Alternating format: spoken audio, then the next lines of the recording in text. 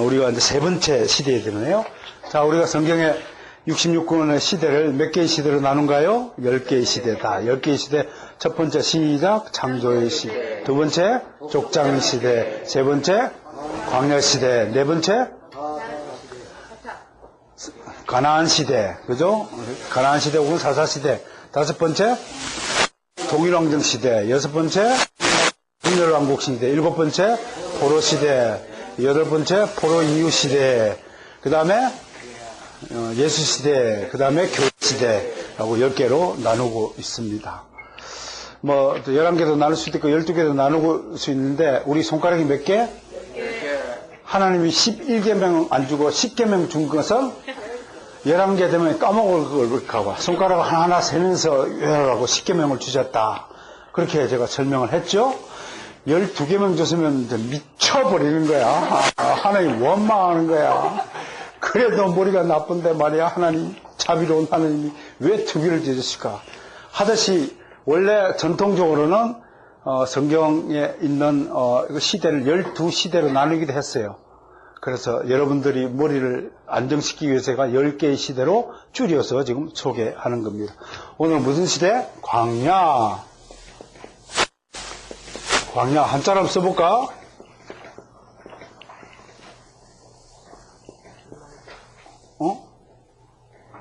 이건가?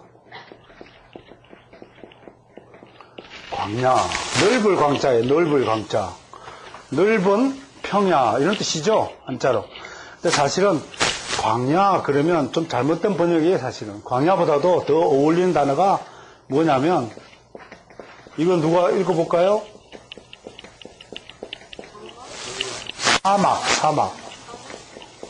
사막 시대다. 그렇게 이름을 붙이면 좀 더 실감이 날 것이다 라고 소개하고 싶어요. 사막에 대해서 좀 아시나요?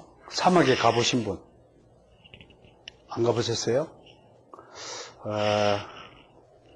사막이 특징이 뭘까요? 한번 생각해보세요. 첫 번째, 사막은 어떤 곳인가요? 물이 없다. 물이 없다. 강수량이 있긴 한데 턱없이 적죠. 그래서 물은 곧 성경에서 뭘 뜻해요? 은혜를 뜻해요. 하나님의 은혜가 있는 것을 물로 표현하는 성경에서. 그러니까 사막에는 물이 없다. 그러면 사막 같은 인생에는 하나님의 은혜가 있다 없다?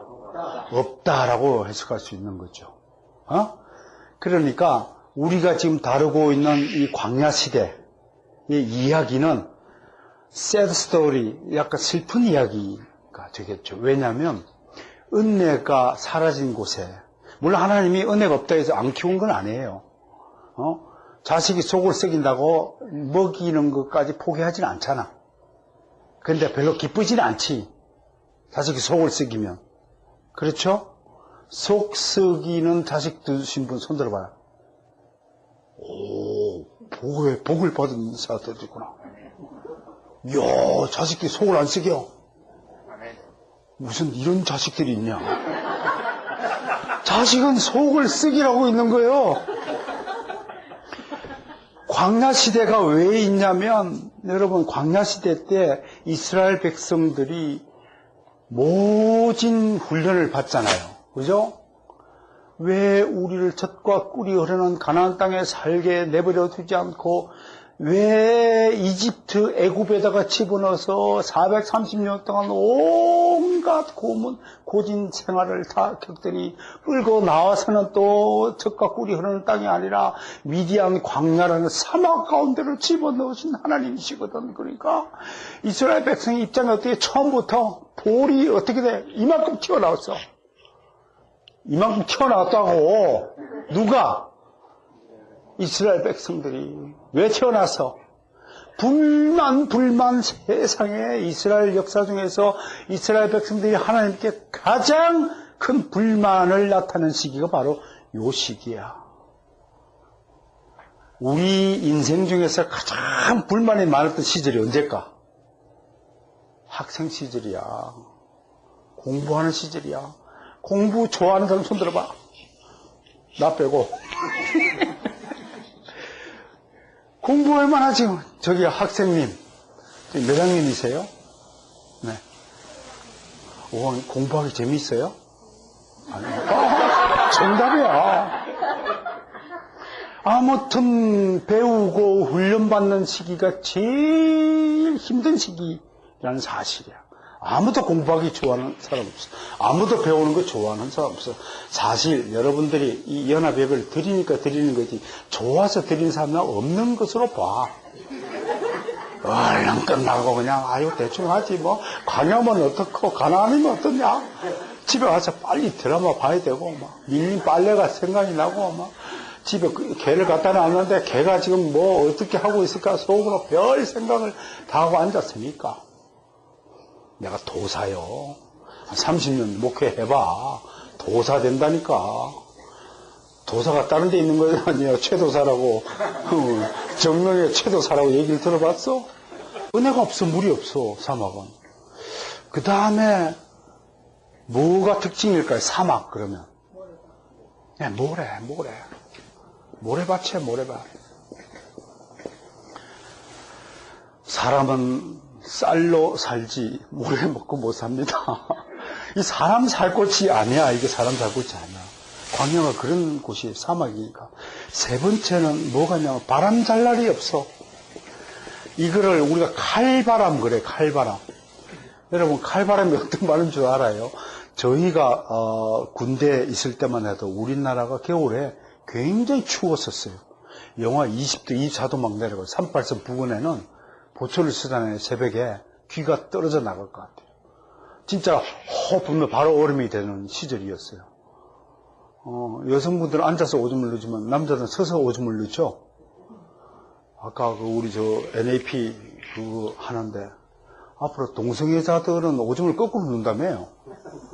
아무튼 이상한 나라가 되는데 저는 이런 거 생각하면서 우리 세교회가 요 벽에다가 NAP 우리 세교회는 NAP 반대한다고 현수막을 만들어서 붙입시다. 그거 동참하는 거지 뭐 현수막 그걸 붙이고. 그 다음에 네 번째가요. 빨리 가야 되네. 기온차가요. 평균 20도 차이 난대요. 낮과 밤에. 그 루디아 사막 같은 경우는 최고 기온이 낮에 51도 그런데. 51도 살 수 있어요. 올해 우리 최고 몇 도 기록했나요? 40. 사막 평균 온도가 45도래요. 그럼 평균 온도 45도, 밤에는 한 25도 되나? 이 정도 되는 거예요. 야, 올해 정말 더웠죠, 그죠? 그럼 저는 이 광야 시대를 묵상하면서 우리나라에도 드디어 광야 시대가 왔다. 그런 이제 생각을 해봤어요. 이 사막이 이런 곳이에요. 그 다음에 마지막으로 한 여러 가지 특징이 있지만 꼭 우리가 기억해야 될 게 사막에 사는 동물들은 독충들만 살아요. 왜 독충이에요? 독한 곳이니까 독충이 사는 거예요. 누구예요? 전갈. 여러분, 전갈의 독은 다른 동물들은 다 침을 어디서 뱉어요? 입에서 뱉어요. 앞에서 뱉는다고요. 공격을 해도 눈과 눈을 보고 아이 투 아이한 상태 팍 뱉는단 말이에요. 그건 이제 좀 상당히 신사적이죠. 한 붙을래 해가지고 팍 싸는 것은 신사적이잖아. 근데 전갈은 침을 어디서 뱉어요? 비겁한 놈이요.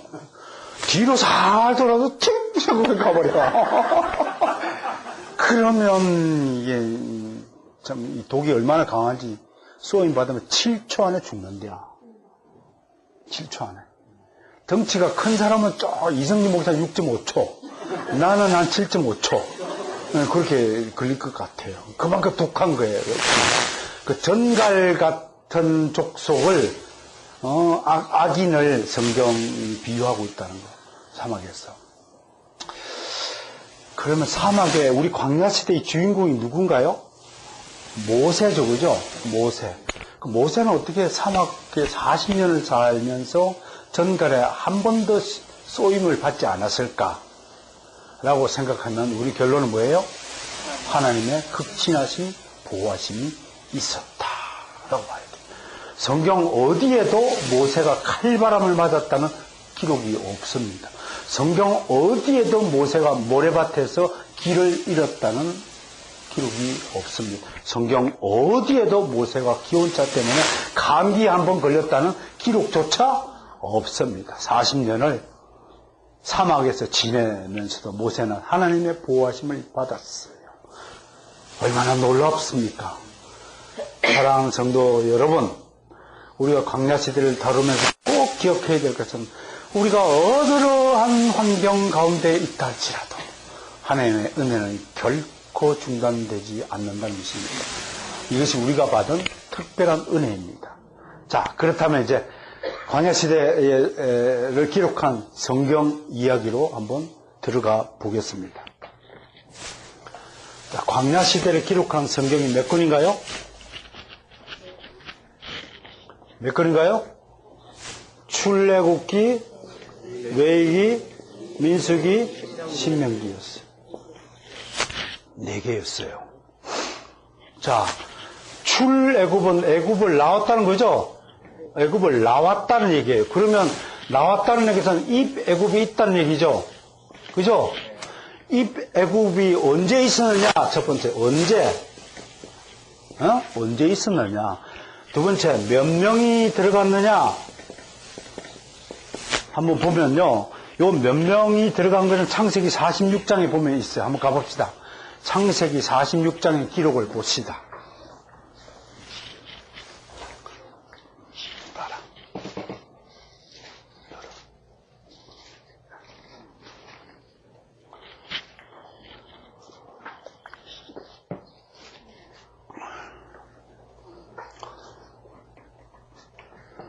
거기 보면요. 어디에 있나?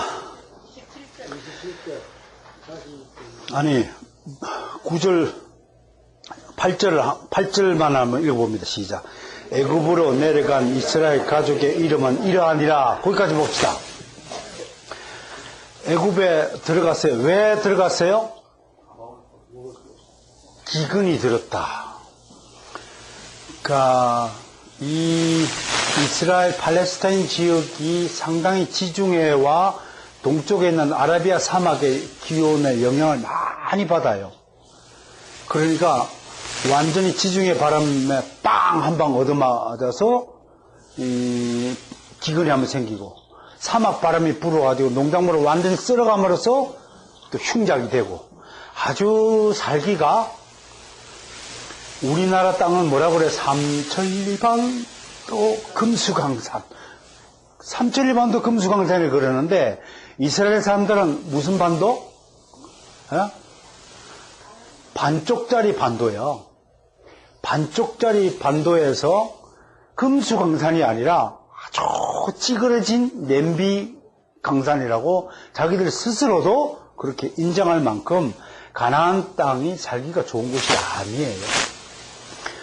그러니까 젖과 꿀이 흐르는 땅은 무슨 땅이냐면 너희가 하나님 앞에 올바른 믿음 가질 때에만 가나안 땅은 풍요로운 땅이 된다라는 말씀이 그 안에 숨어 있는 거예요. 불순종할 때는 세계 어느 곳에 가도 뉴욕 맨하탄 거리에 가도 그냥 망탱이가 되기 뿐이라는 사실을 잊지 마셔야 돼요. 여러분, 내가 잘 살고 못 살고의 결정적인 원인이 뭐냐면 내가 열심히 해서 좋은 직장 가고 좋은 월급 받고 꾸준한 고정된 급여를 받아서 안전 생활을 하면 좋은 인생이라고 생각하는 것 자체가 잘못된 것이라고요. 정말 좋은 인생이냐 나쁜 인생이냐는 하나님이 나를 사랑하는 것, 하나님이 나를 보호하시는 것, 하나님이 나에게 은혜의 손길을 계속 다가가는가, 그 차이로 보아야 하는 것입니다. 몇 명이 넘어갔냐면요. 몇 명이 넘어갔냐면, 그래서 세알려 보면 70명인데, 야곱이 몇 명의 여인과 했어요? 레아하고 사이에 난 자식이 몇 명이냐면 33명이라고 있어요. 몇 절에 있냐면, 15절 봤어요. 이들은 레아가 밧단 나람에서 야곱에게 난 자손들의 그 딸 디나를 합하여 남자와 여자가 총 몇 명? 33명, 33명. 그 다음에 또 야곱이 누구랑 또 첩을 얻었어요? 레아가 뭔가 실바가 18절에 있죠. 실바에서 나온 자손이 얼마? 16명. 그 다음에 라헬에서는 몇 명? 7명. 14명. 그 다음에 비라 7명. 그럼 몇 명이에요? 요거하고 요거 40명, 요거하고 요거 30명이 얼마예요? 70명인데요? 그럼 70명이요? 여기서 누가 빠졌어? 야곱하고 또 누가 빠졌어? 아내들. 라헬은 일찍 죽었죠? 그러면 이름이 하더라도 자손들만 70명이면 거기다가 야곱의 마누라 세 사람이면 몇 명 플러스 해야 돼요? 4명. 정확하게 74명으로 봐야 돼요. 근데 왜 성경은 70명이라고 그랬을까요? 그래서 내가 이것 때문에 질문을 던지는 거예요. 성경이 거짓말했네? 오타 났네? 성경이 70명이라고 그랬죠? 어딨어? 70명이야. 27절 봐요. 46절, 27절. 애굽에서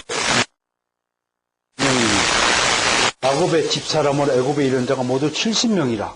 그러면 여기다가 뭘 또 플러스 해야 돼요? 74명에다가 요셉과 두 아들, 두 아들 4명은 몇 명이 총? 77명이야. 맞죠? 요셉도 야곱의 자식이잖아요. 그 요셉이 낳은 아들이 누구예요? 에브라임과 머나세 두 아들이 있었잖아요. 그럼 요셉하고 그 아들 셋을 합하면 아무튼 애굽에서 모여있는 야곱의 종 자손들이 총 몇 명? 남자 여자 다 합쳐서 77명. 거기다가 요셉의 마누라가 개종을 했는지 안 했는지 모르겠지만 요셉의 마누라까지 치면 78명. 또 일전에는 요셉이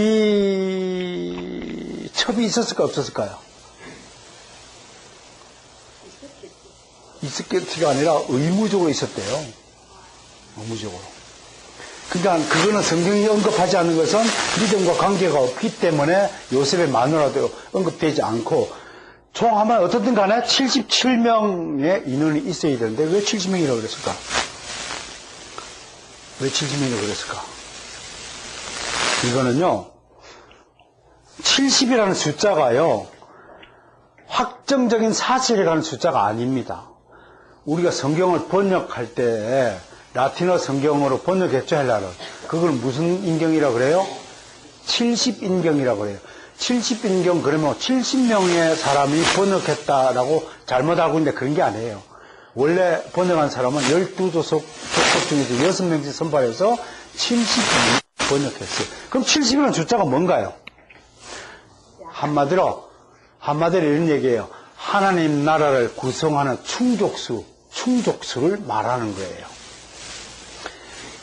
70명이면은 다 하나님이 원하시는 하나님의 백성의 숫자로서 충분히 조건을 갖춘 숫자다. 그래서 충족수라고 말을 하는 거예요, 70을. 자, 종려나무 70그루가 모세가 있어요. 그죠? 그때 어떤 분이 이제 교회에다가 종려나무 교회 이름을 엘림 교회라고 지어놓고 그 앞에다가 70그루의 종려나무 심어놨어요. 그 70그루라는 뜻이 아닙니다. 아시겠습니까? 70이라는 숫자가 나타났다. 그럼 14만 4천 명은 왜 나타났어요? 14만 4천 명. 666은 숫자는 왜 나타났어요?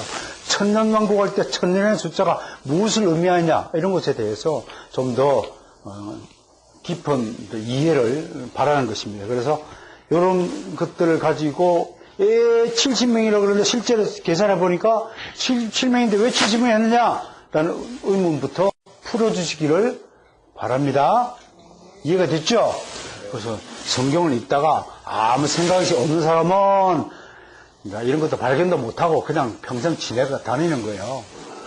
그러나 이제 저를 만났으니까 성경에 숨겨진 하나님의 비밀들을 하나하나씩 이제 깨어차서 올바른 지식 위에 올바른 신앙, 믿음이 생긴다는 것을 굳세게 확신해 주시기 바랍니다.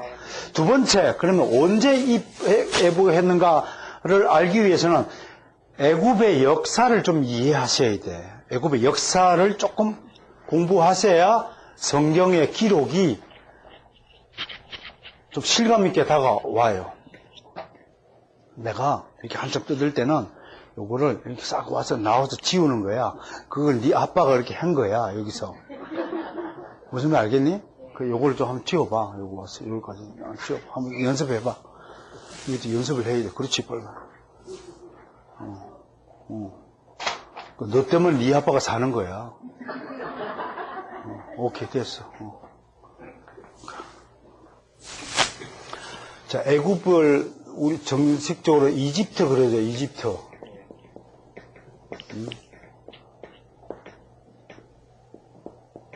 이집트 그래요. 이집트는 역사는 크게 세 부분으로 나눠요. 하나는 고왕조, 그 다음에 중왕조, 신왕조 그래요. 애굽에 들어갔을 때의 나라를 이 중왕조 12왕조, 중왕조의 12왕조 때 요셉이 애굽에 들어간 것으로 보여요. 그리고 430년이 흘렀을 때 신왕조가 18왕조인데요. 18왕조의 아흐모세 1세라는 사람이 요 앞에 중왕조와 신왕조 사이에 한 150년 동안 1570년까지 그러면 1700 BC 1700 몇 년인가요? 150 빼면은 20? 요 150년간 희한한 정권이 이집트 요 사이에 끼어 있어요. 이것도 하나님의 특별한 섭리 같아요. 요 정권을 뭐라고 하냐면 다 따라서 힉소스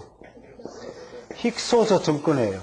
힉소스라는 말이 뜻이 뭐냐면 사막의 지배자를 뜻이에요. 사막의 지배자. 그러면 여러분 이집트의 유명한 강이 뭔가요? 비춰봅시다. 그림 하나 비춰보실래요? 그림 하나 비춰봅시다. 대머리 안 보이죠?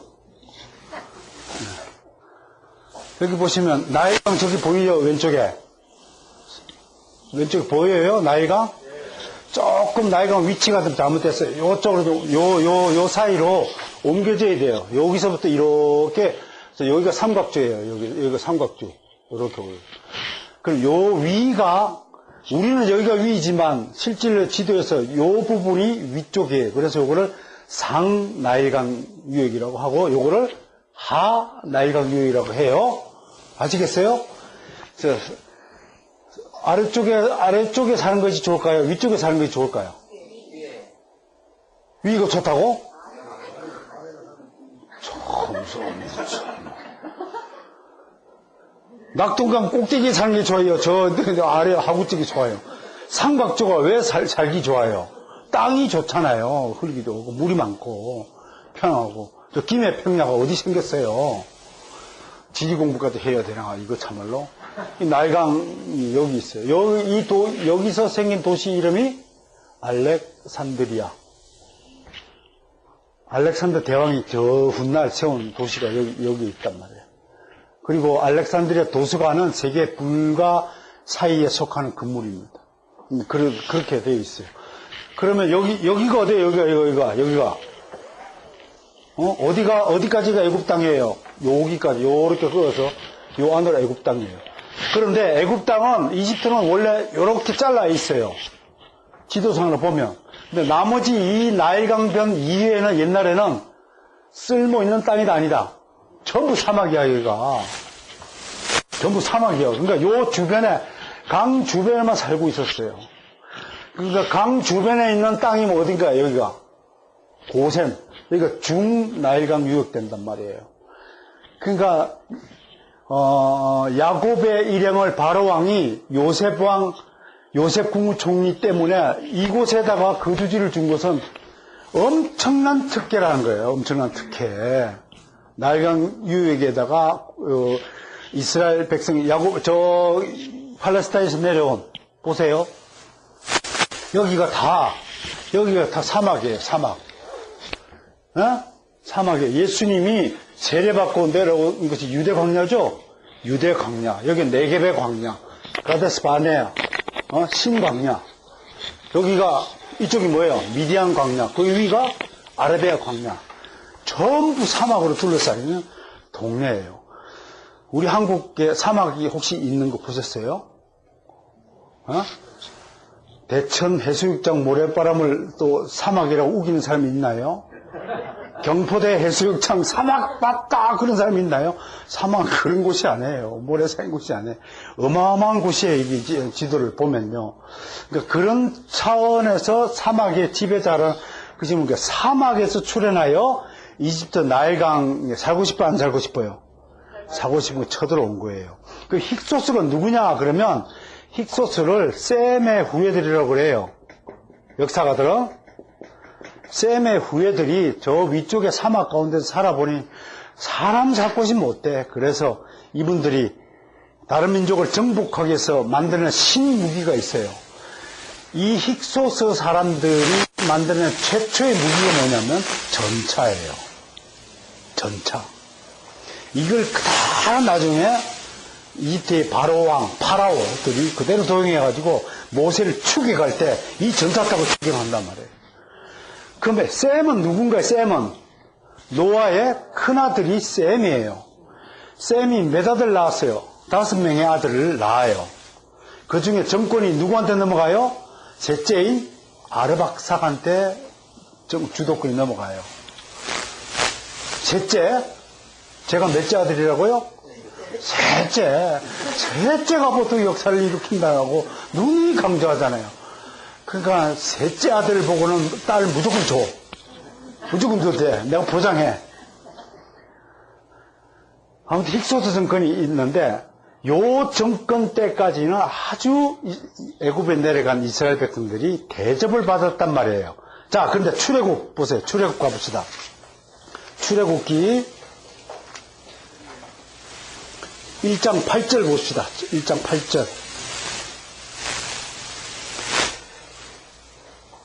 요셉을 알지 못하는 새 왕이 일어나 애굽을 다스리더니 했어요. 그럼 이 1장 8절은 언제적이냐면 요 18왕조 아모스 BC 1570년경에 아모스 일행이 어디 살았냐면 이 상 나일강 유역 여기 살았어요. 여기 살던 사람이 도저히 살 수가 없어. 아래쪽은 힉소스 애들이 남의 나라를 쳐들어와가지고 150년간을 지배를 하니까 이들이 그냥 전차를 딱 가만히 보니까 이야 이거 신기한 무기야. 그래서 전차에다가 이제는 얘들은 기병대를 추가해가지고 전차 기병대를 만들었어. 그 만든 장본인이 이집트의 영웅이라고 말하는 아흐모세라는 인물입니다. 이름이 뭐라고요? 할머니.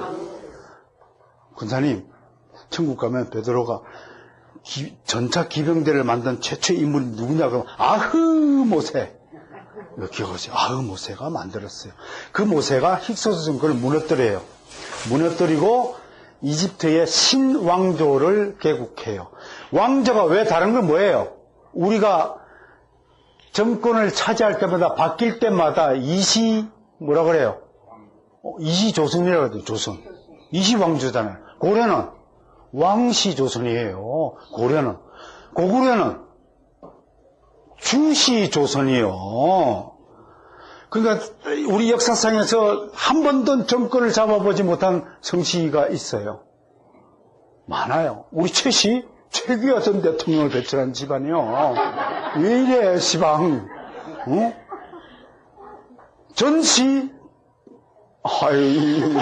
있잖아. 본인은 하는 사람 있잖아. 위대한 성이에요. 그걸 말하는 거야.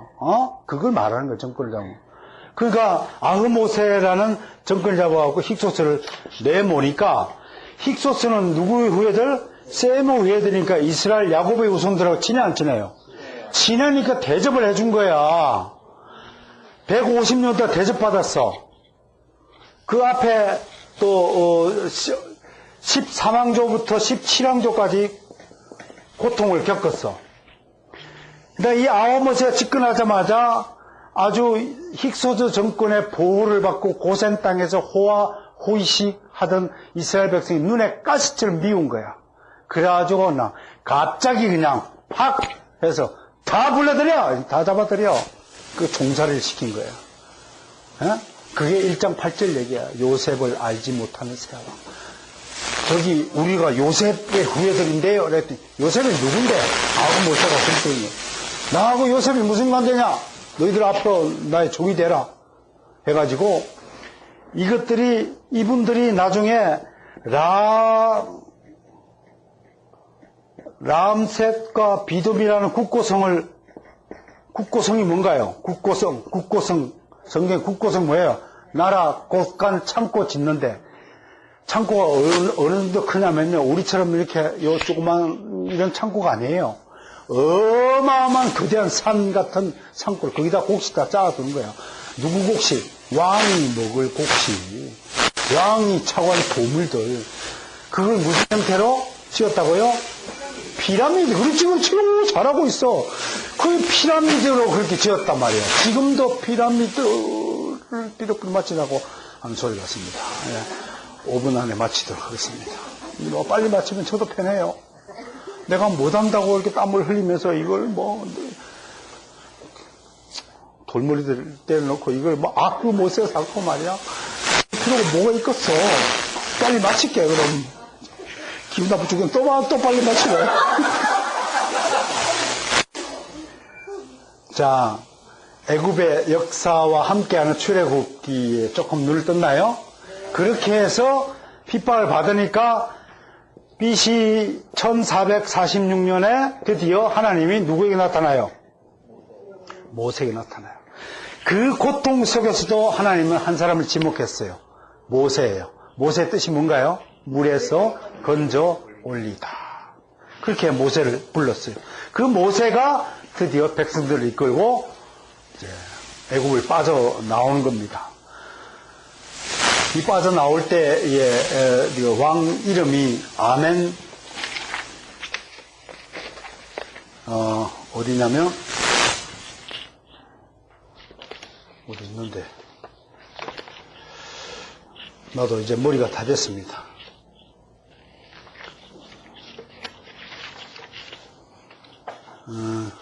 언제 빠져나오냐면,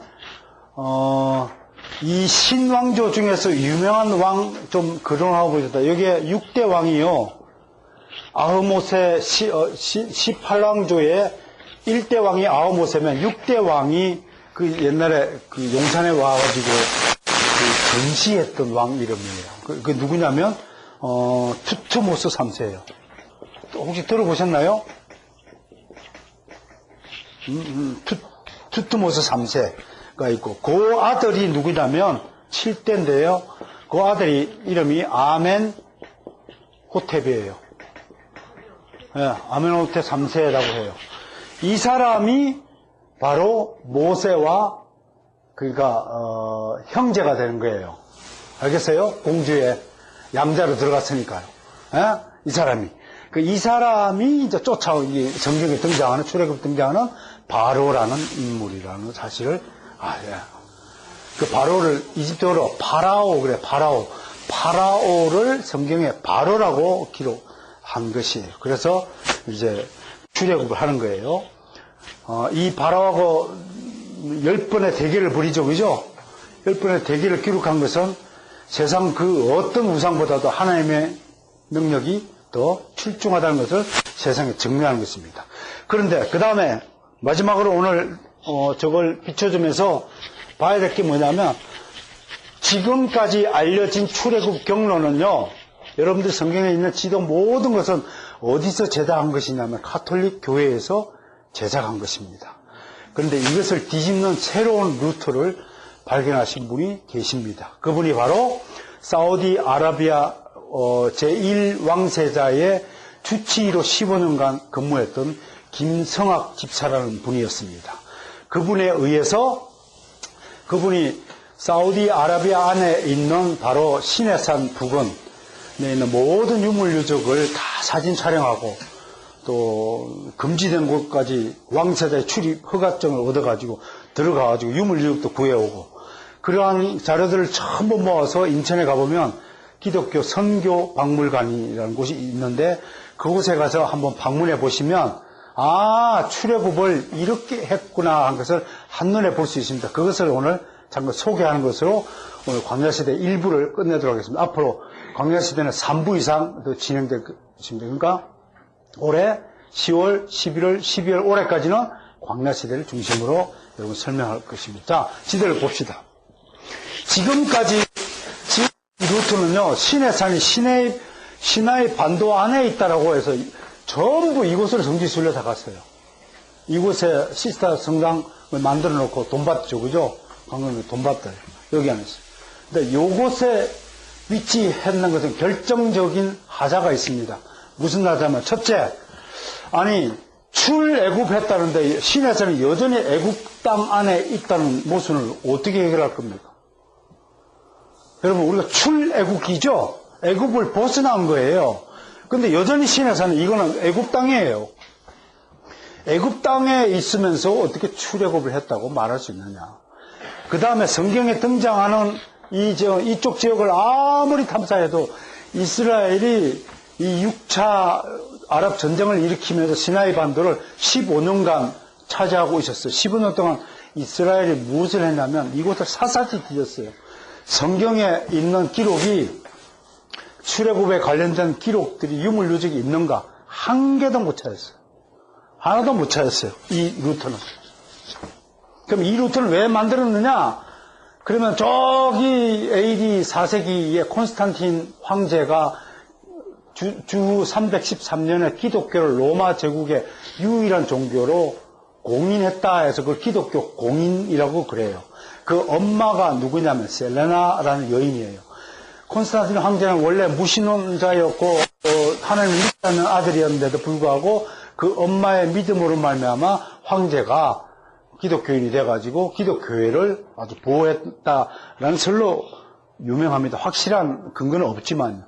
그러니까 그 엄마가 말년에 이곳에다가 자신이 따르던 수도사 한 분이 좋은 수도원을 하나 지어달라고 그래서 이 산 위에다가 수도원을 하나 지어준 것밖에 없어요. 그것이 전부 답니다. 그리고 그 소문을 듣고 많은 수도사들이 이곳을 찾아오게 되어서 이곳을 방문하는 순례길이 역사가 유래가 그렇게 해서 나왔다고 하는 것 이상뿐입니다. 그래서 만들어진 것이 여기가 시내산이라고 하는 것입니다. 이 주변을 샅샅이 뒤는데도 약 200만 명이 한 자리에 앉아서 눌러앉을 비좁은 공간조차 없는 그냥 돌밭입니다. 돌산이고. 여러분 시내산 가보면 뭘로 타고 가요? 낙타 같은 당나귀를 타고 올라가요. 굉장히 좁은 길을 타서 이 산을 올라가야 됩니다. 하면서 의심을 지어버릴 수 없습니다. 이건 너무 다르다. 성경 기록과 너무 다르다. 그런데 놀랍게도 하나님은요, 그 김성화 집사를 통해서 새로운 길을 우리에게 열어주셨습니다. 그게 뭐냐면 바로 이 길입니다. 여러분 성경에는 숫곳을 출발하여 며칠간 달렸다 그래서 백성들이요. 3일 길을 달렸다라고 되어 있어요. 3일 길. 유대사회에서 하루 길은 오늘날 몇 킬로냐면 정확하게 33킬로를 말합니다. 3일 길이면 몇 킬로예요? 99킬로, 약 100킬로예요. 정확하게 여기부터 여기까지가 100킬로에 해당돼요. 3일 길입니다. 달렸어. 그리고 여기서 아래로 틀었다고 그랬어요. 틀어서 어디에 도착했냐면 비하이롯이라는 곳에서 도착했다고 성경은 분명히 이야기하고 있습니다. 그래서 이 비하이롯 앞에서 찍은 사진들이 수탁이 많고 비디오도 있습니다. 이 앞에를 보니까 비하이롯 바다가 이렇게 되어 있습니다. 이렇게 물이 이렇게 있으면요, 땅이 이렇게 되어 있으면 여기 물이 이렇게 있잖아요. 그런데 여기만 토사가 이렇게 쌓여 있는 겁니다. 실질적으로 이 가운데까지 갈 때 이 비하이롯 건너는 바다에는 이 허리춤밖에 오지 않아요. 왜 그러냐면 이게 와디라고 그러는데 와디란 말은 산에서 흘러난 골짜기 흙을 말합니다. 흙이 쓸려 내려와서 평지를 이루은 곳을 와디라고 그래요. 전문용어로 와디. 그 와디가 쌓여 있는데 이 사이에 더 놀라운 것은 이 바다 밑을 갔더니요, 전차 흔적과 말, 창 이런 것들이요 부지기수 여기 바다에 수몰되어 있는 현장을 발견한 것입니다. 그리고 건너편을 갔더니요, 놀랍게도요, 솔로몬 왕 때 세워진 도화 기념비가 옆으로 쓰러져서 있더라는 것입니다. 그게 사진을 다 찍어 왔어요. 그렇다면 이 부분을 건넜다면 분명히 이 광야가 이름이 뭐라고요? 미디안 광야입니다. 미디안 광야에 시내산이 있어야 되잖아요. 맞죠? 여기는 시나이 반도예요. 미디안 광야가 아니에요. 근데 시나이 반도에 시내산이 있다라고 억지 주장하는 것을 우리는 철떡같이 그냥 믿어왔어요. 우리가 그래요. 우리가 뭐 좀 아닌 것은 아니라고 해야 되고 좀 더 치밀하게 연구를 해야 되는데 그러지 못했어요. 그런데 이 김상학 집사가 이 사우디 미디안 광야에 있는 산 이름이 따랐습니다. 라오즈산을 발견하게 된 겁니다. 그런데 갔더니요, 라오산 주변에 철조망으로 뺑뺑 쳐갖고 민간인들은 아무도 들어가지 못하도록 철조망을 둘러쳤다는 것입니다. 그래서 한 번은 몰래 들어갔답니다. 들어갔더니 눈앞에 뭐가 있어요? 머리바 반석 사건, 물이 흐른 큰 바위가 있더니 거기서 물이 흐른 자국이 있었다는 것입니다. 사우디아라비아가요, 자기들이 돈을 들여가지고 출애굽의 현장들을 고단하신 없이 군인들 보초를 지켜가면서 절정을 지키고 뺑뺑 둘러서 보존을 해놨더라고 하는 것입니다.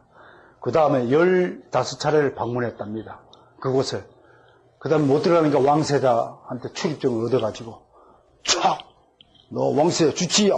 청청! 그러고 들어가가지고 자유롭게 했는데 놀랍게도요, 이 라오산 주변에는요, 아무튼 주방시설부터 불에 탄 것부터 제일 중요한 게 뭐예요? 먹고 뭘 해야 돼요? 싸야 되잖아. 싼 걸 어디다가 처리해야 돼? 200만 명이 먹고 싼 것이라면 어마어마한 화장실이 되잖아요. 이 시설에는 단 50명도 앉아서 먹고 쌀 공간이 없는 곳이에요. 여기요, 시내산 라오산 앞에 엄청난 광야예요. 집집마다 돌무더기가 쌓여 있고, 집집마다 막 그림이 막 그려져 있고, 수많은 백성들의 흔적들이 있고, 특히 중요한 그림이 뭐냐면, 소 그림이 많다는 거예요. 여러분, 출애굽 고라 일당이 뭘로 배신했어요? 모세가 10계명 받으러 신에서 산 정상에 갔을 때, 암송아지 섬겼잖아요. 애굽의 신이 뭐였어요? 소 섬기는 신앙이었잖아요. 그런 그림들까지 다 잔뜩 묻어 있는 것을 라오산을 발견한 거예요. 그래서 이 사실을 조사해서 학계에다가 보고를 했어요. 이미 미국 신학계는 거의 이것을 통과시켰습니다. 그러나 불행히도 아직도 대한민국 신학회에서는 여전히 우리가 얼마나 관성에 젖은 민족이고 타성적인 것인지, 새로운 것을 얼마나 받아들이기 힘들어하는 것인지 증명하는 일들이 벌어지고 있습니다. 저도 싸우고 있습니다. 역사학자로서 이런 새로운 사실들을 우리 성도들이 알려야 되겠다 하는 것으로 싸우고 있습니다. 자세한 것을 알기 원했으면 인천에 우리 교회적으로도 한번 시간 내서 갔다 오세요. 세계 선교 박물관에 바로 김성학 집사가 몰래 가져온 바위 덩어리들, 여러 가지 유물 유적들, 또 사진 찍은 거 촬영한 것들, 수중 촬영할 때 바다 밑에 보세요. 막 마차 바퀴가 막 수없이 널려 있어요. 실제로 여러분, 모세 홍해 기적은 역사적 사건이 아니다. 역사적 사건으로서 우리 앞에 존재한다고 하는 것입니다. 성도 여러분, 성경은 틀림없는 사실적인 역사의 기록입니다. 예수님이 천의 몸에 잉태한 것, 자유주의 신학자들은 에이 그거는 듣기 좋으라고 한 소리지, 어떻게 사람이 남자 없이 혼자서 아기를 낳을 수 있어요? 말도 안 소리 있어. 그러고 어떻게 사람이 무리를 거둘 수 있어? 그런 사람 만나면 꼭 얘기했어요. 어떻게 개가 컴퓨터를 할 수 있어요? 그러니까 꼭 그렇게 얘기했어요. 개가 생각하기를 어떻게 사람이 컴퓨터를 할 수 있어요? 어떻게 사람이 핸드폰으로 전화를 할 수 있어? 개가 그렇게 생각하는 거하고 꼭 같은 이치라는 겁니다. 차원의 문제가 전혀 다르다는 거. 우리 육적 차원에 있지만 우리 하나님은 육, 영을 불문하고 모든 차원에 동시에 전능하게, 영원하게, 무한하게 부재에게 계시는 분이라는 사실을 믿으시길 바랍니다. 자, 강의시대 1부를 종료하게, 더 하고 싶어도 벌써 눈초리가 껴성해서 더 이상 진행할 수 없음을 양지해 주시기 바랍니다. 기도